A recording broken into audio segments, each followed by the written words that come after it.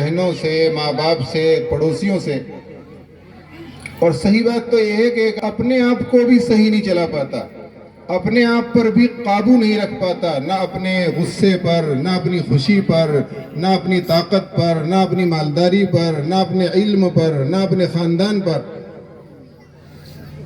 تو کیا مشکل ہے ساری دنیا کا نظام چلانا، اور اللہ تبارک و تعالیٰ مشرق سے لے کر مغرب تک، شمال سے لے کر جنوب تک، اور زمین سے لے کر آسمان تک سارے انسانوں کا نظام چلا رہے ہیں، بلکہ جنات اور فرشتے اور ساری مخلوقات، سمندر کی مخلوقات، پہاڑوں کی مخلوقات، فضا میں رہنے والی مخلوقات، جتنی بھی مخلوقات دنیا میں پائی جا رہی ہیں، اللہ تعالیٰ ساری دنیا کا نظام چلا رہا ہے۔ کتنی بڑی ہستی ہے، کتنی عظیم ذات ہے اللہ تعالیٰ کی۔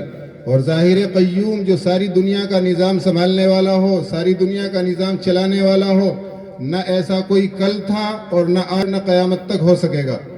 یہ صفت صرف اور صرف اللہ تبارک و تعالیٰ اندر ہی پائی جاتی ہے، اسی لیے کسی کا نام قیوم نہیں رکھا جا سکتا، بلکہ عبد القیوم رکھا جائے گا۔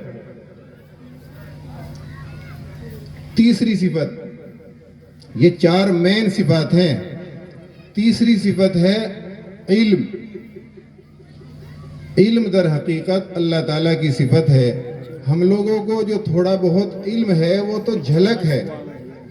وَمَا أُوتِيتُم مِّنَ الْعِلْمِ إِلَّا قَلِيلًا، تم کو جو علم ملا ہے وہ بہت تھوڑا ہے۔ قرآن کہتا ہے عَسَىٰ أَن تَكْرَهُوا شَيْئًا وَهُوَ خَيْرٌ لَكُمْ وَعَسَىٰ أَن تُحِبُّوا شَيْئًا وَهُوَ شَرٌّ لَكُمْ۔ ہو سکتا ہے تم ایک چیز کو پسند کرو وہ تمہارے لیے بری ہو، اور ہو سکتا ہے تم ایک چیز کو برا سمجھو اور وہ تمہارے لیے اچھی ہو۔ اور آگے وَاللَّهُ يَعْلَمُ وَأَنْتُمْ لَا تَعْلَمُونَ،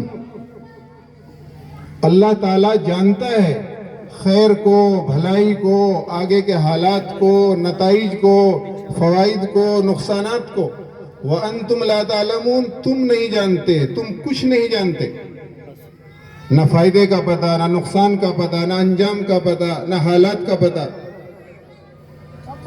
تو اللہ تعالیٰ کی ایک صفت ہے علم۔ اور عام طور سے قرآن کریم میں آیتیں آتی رہتی ہیں، ان اللہ بکل شیء علیم وکان اللہ بکل شیء علیم۔ اور اسی طرح ان اللہ علی کل شیء قدیر، اس طرح کی آیتیں قرآن کریم میں بار بار آ رہی ہیں۔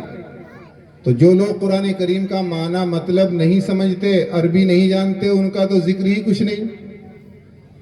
لیکن جو لوگ تعلیم یافتہ ہیں، عربی جانتے ہیں، عالم ہیں، وہ بھی ان آیتوں پر سرسری طور پر گزر جاتے ہیں، بہت ہلکے میں لیتے ہوئے۔ آپ ذرا اندازہ، ان اللہ بکل شیء علیم، عربی انّا بھی آ رہا ہے تاکید کے لیے، بکل شیء بھی آ رہا ہے، اور عالم نہیں بلکہ علیم آ رہا ہے جو صیغہ صفت ہے۔ تو اگر یہ ترجمہ کرتے ہیں اللہ تعالیٰ جاننے والا ہے، یہ تو بہت ہلکا ترجمہ ہے، یہ بہت ڈھیلا ترجمہ ہے، اس میں تو کوئی طاقت، کوئی پاور، کوئی توحید نظر آ ہی نہیں رہی۔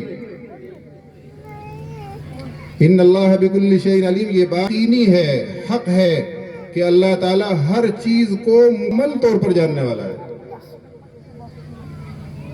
اور ظاہر ہے ایسا کوئی نہیں ہے جو ہر چیز کو جانتا ہو اور پھر ہر چیز کو مکمل طور پر جانتا ہو۔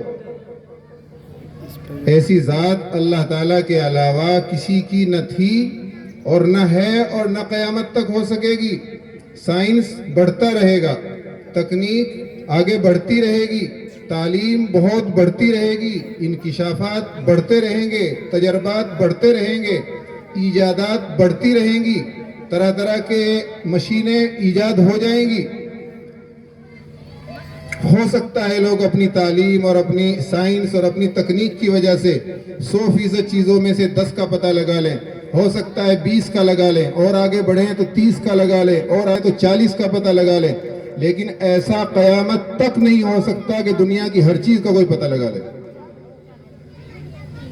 یہ صفت صرف اور صرف اللہ تبارک و تعالیٰ کے اندر پائی جاتی ہے کہ اللہ تعالیٰ کو ڈھکی چھپی اگلی پچھلی ساری باتوں کا علم ہے۔ قرآن کہتا ہے یعلم ما بین ایدیہم وما خلفہم، اللہ تعالیٰ پچھلی چیزوں کو پچھلی چیزوں کو سب کو جانتا ہے.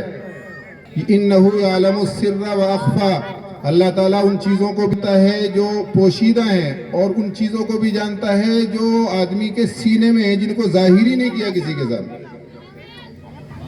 وَلَقَدْ خَلَقْنَا الْإِنسَانَ، ہم نے ہی انسان کو پیدا کیا. وَنَعْلَمُ مَا تُوَسْوِسُ بِهِ نَفْسُهُ، جو خیالات انسان کے اندر آتے ہیں ابھی کسی کے سامنے ان کو ظاہر نہیں کیا، اللہ تعالیٰ ان خیالات کو بھی جانتے ہیں. اور آپ ہمارا اور اپنا دیکھیے، جو لوگ اہل علم سمجھے جاتے ہیں، جو تعلیم یافتہ سمجھے جاتے ہیں، جو ہوشیار تجربے کار سمجھے جاتے ہیں، وہ بھی کتنے بڑے جاہل لیتے ہیں. ہمیں پتہ نہیں کہ اس تخت کے نیچے کیا ہے، ہمیں پتہ نہیں کہ ہمارے پیچھے کیا ہے، ہمیں پتہ نہیں کہ کل کیا ہونے والا ہے، 1 منٹ کے بعد کیا ہونے والا ہے، دائیں طرف ہے بائیں طرف کیا ہے. تو انسان تو حالات سے اور چیزوں سے اور طبعی احکام سے غافل ہے. یہ اللہ تعالیٰ کی صفت ہے. اللہ تعالیٰ ڈھکی چھپی اگلی پچھلی ساری چیزوں کو جانتا ہے. ان اللہ لا یخفی علیہ شیء فی الارض ولا فی السماء. کیا الفاظ ہے قرآن کریم کے کہ کوئی بھی چیز آسمان اور زمین کی ایسی نہیں ہے جو اللہ تعالیٰ سے چھپی ہوئی. اب رہ کیا گیا؟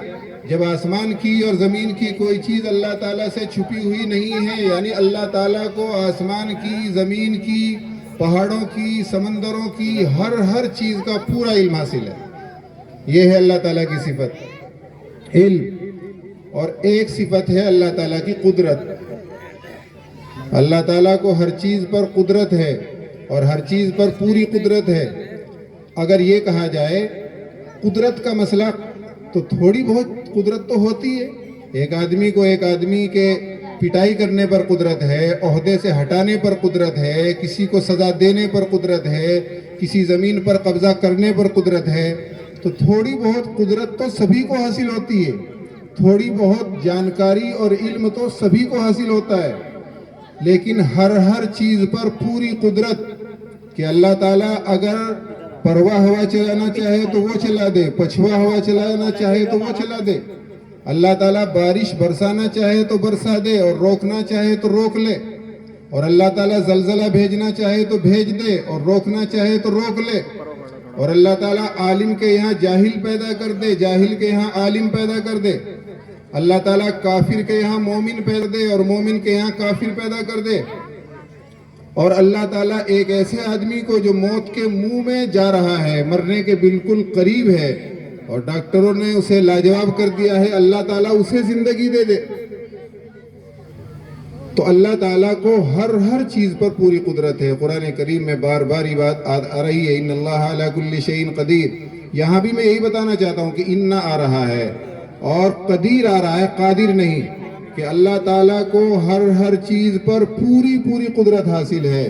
کوئی پاور اور کوئی حاکم اور کوئی بادشاہ اور کوئی سیاستداں اور کوئی سائنسداں نہ ایسا کل گزرا تھا اور نہ قیامت تک کوئی ایسا آ سکے گا جسے ہر چیز پر پوری قدرت ہو. تو میں اللہ تعالیٰ کی 4 صفات بیان کر رہا تھا کہ حضرت عیسیٰ علیہ السلام کے بارے میں بحث کر رہے تھے عیسائی کہ حضرت عیسیٰ علیہ السلام خدا ہیں. تو یہ سورہ آل عمران کی شروع کی صورت نازل ہوئی اور نبی کریم صلی اللہ علیہ وسلم نے 4 صفات بیان کی. الحی، کہ اللہ تعالیٰ ہمیشہ زندہ ہے. القیوم، اللہ تعالیٰ ساری دنیا کے نظام کو چلانے والا ہے. اور العلیم، ان اللہ لا یخفی علیہ شیء فی الارض ولا فی السماء.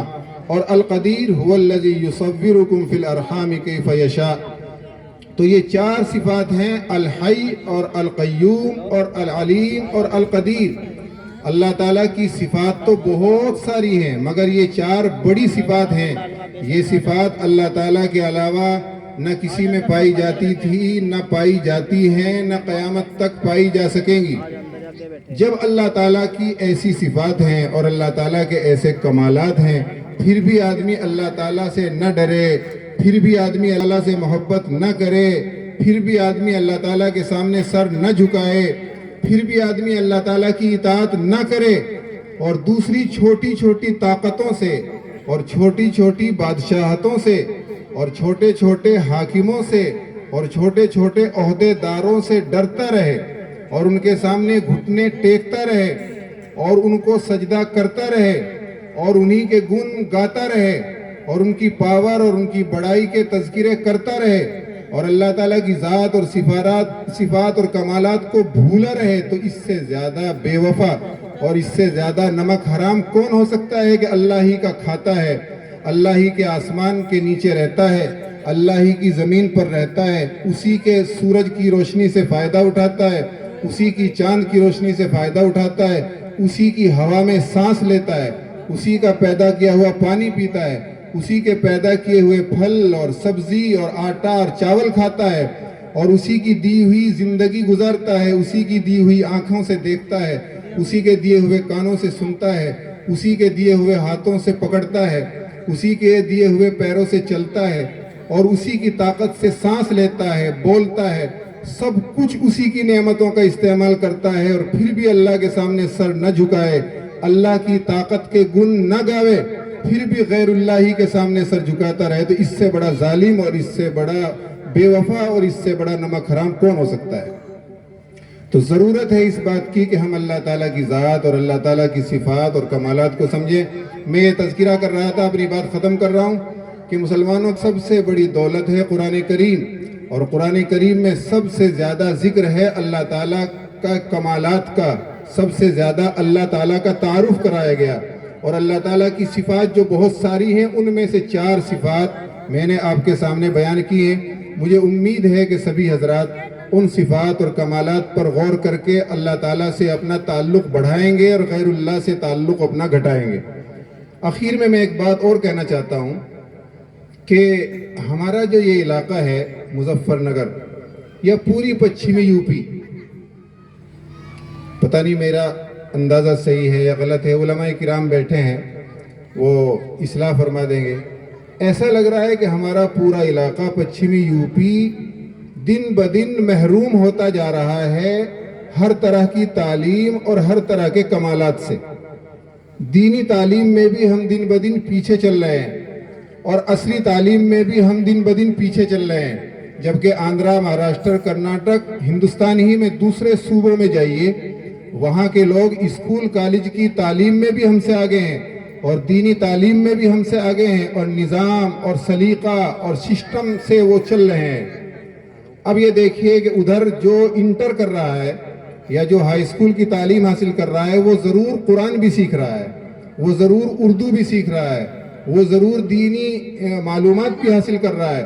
ہمارے یہاں جو بچے مدرسوں میں پڑھ رہے ہیں وہ تو کسی طرح پڑھ رہے ہیں اور وہ بہت کم ہیں، لیکن جو اسکولوں میں جانے والے ہیں، کالجوں میں جانے والے ہیں، بزنس کرنے والے ہیں، کاروبار کرنے والے، کھیتی کرنے والے، سعودی جانے والے، وہ تو محروم ہیں دینی تعلیم سے بھی اور دنیا کی تعلیم سے بھی۔